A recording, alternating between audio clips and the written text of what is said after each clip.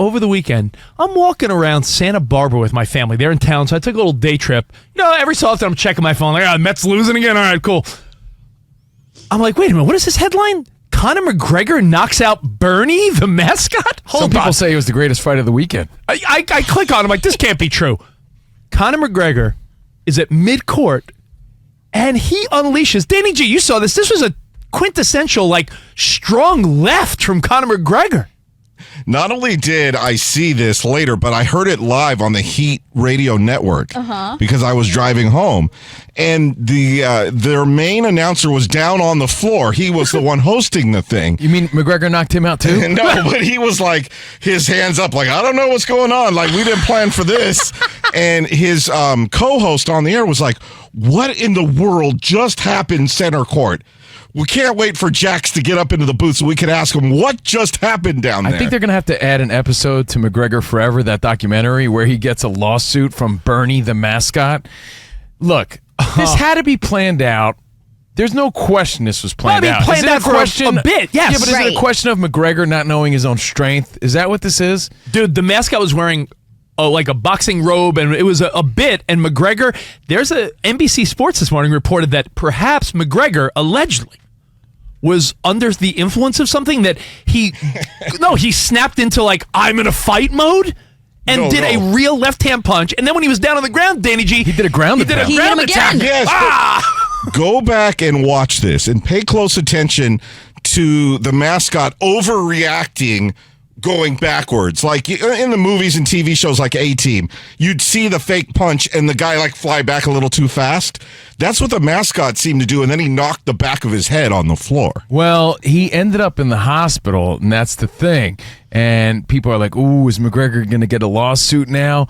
I mean, can you, if this was sort of planned out? I don't know if the lawsuit is necessary. All I'm saying is like you said, Rich, was he triggered because he felt like he was in the octagon again?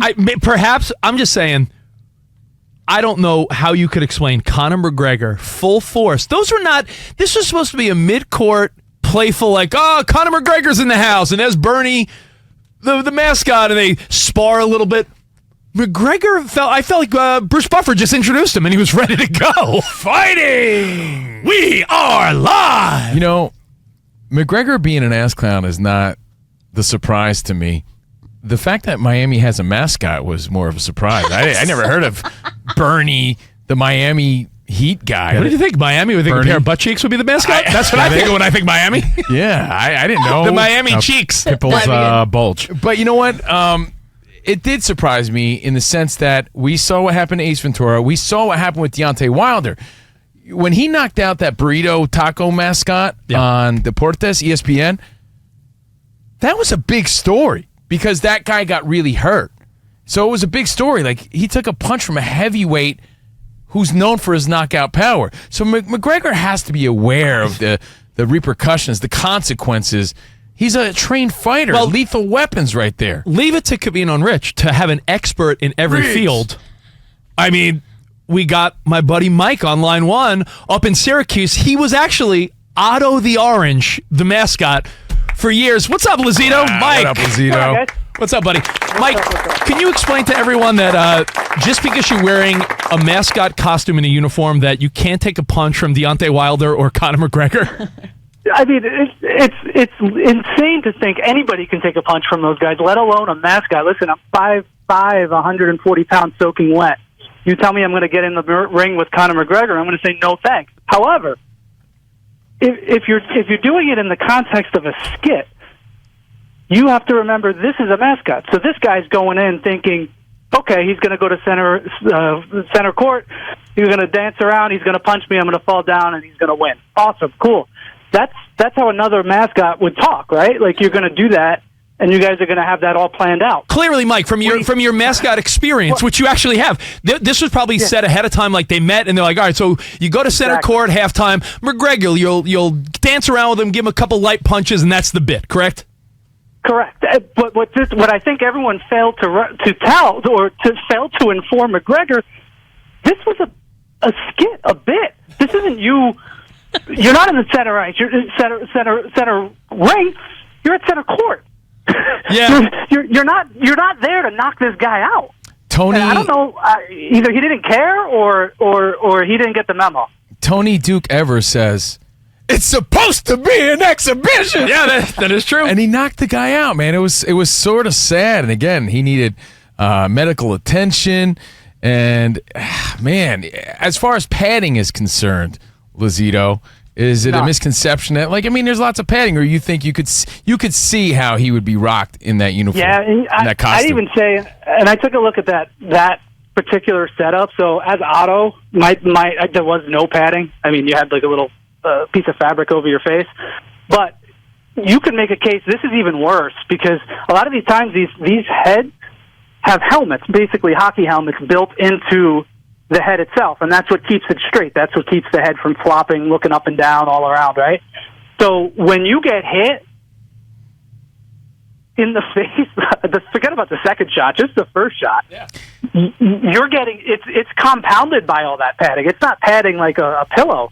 I mean, it's for the most part. You get your bell rung by Conor McGregor, center court. I'm sure you had your fun, Lazito, and that's a story for another day. By the way, is that a sentiment? By the way, Mike, I mean, you were a mascot for years. Is the sentiment that people think they can mess with the mascot?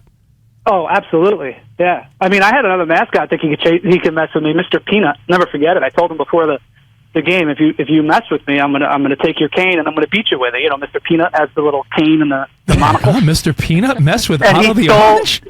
Breaking news. He messed with me, and I turned around and I grabbed his cane and I chased him around the building. I never saw him again. Just seems so thankless and humiliating, right? Like you're there to have fun and you're knocked out by Conor McGregor. You end up in the hospital. You know, it just doesn't seem like a good night. Hey, Mike. No. One last question, Mike. We'll let you get back to work. Covino and Rich here on Fox Sports Radio. My buddy Mike used to be a mascot back in the day. Are there a section of people that wanted to get with mascots? In the mascot community, are there people into that furry scene? Were you slaying it as a result? Well, it was many years ago, but there's groups everywhere, right? So you know, to say no would be a lie. But it wasn't as crazy as I've heard. But you have encountered someone that's like, keep on the costume? Yeah. It's happened. Yeah, okay. Nice. There you go. Thanks, Mike. Exclusives. Have a good day, brother. Thank you, buddy. Now, think how sad that is, though. You know, like you're in your own sweat in this sweaty costume, sniffing your own farts, and then Conor McGregor knocks you out. However, I do know that a lot of these NBA mascots especially are highly trained athletes. They're very athletic. They're springing off of jumpolines, doing slam dunks. You know, they're highly trained athletic mascots to get to that point. So it's not like he's some schlub inside there, but either way, you're getting punched by a former UFC champion. You got to be generally athletic, I think, to do some of these, especially, like you said, the NBA. Yeah. The flips and dips they do during like halftime. Yeah, as opposed to Will Ferrell in Blades of Glory. Remember he was skating around in his and he was drinking inside? Yes. Yeah. Covino painted a picture. Like, here you are in like your sweaty mascot outfit, your costume. You're thinking, but then again, do you look at it this way? Let me give you another twist on this. Other fans are flipping you off. Do you look at it this way? This guy has a better story than all of us.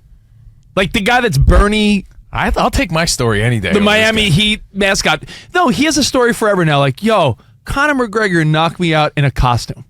That's sort of a cool story. That's a good bar story. That's a party story. Yeah. And why? The irony. Do you know why Conor McGregor was down there on center court? Oh. He had just partnered up with the Heat, one of his companies, for a roll-on pain relief. Yeah.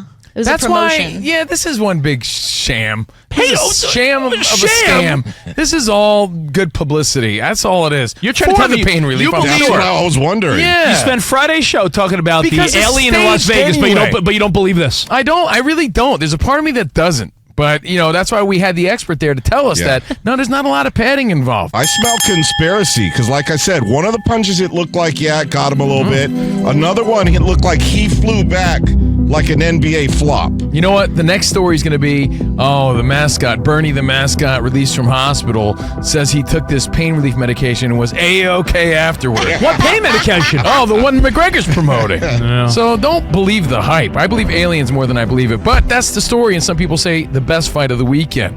Ramos, I need you, Danny J. Spot, everyone during the break to break down this video like this is a Bruder film. We need to go frame by frame and see that left hand punch by McGregor to me looked pretty good. That looked like it hit.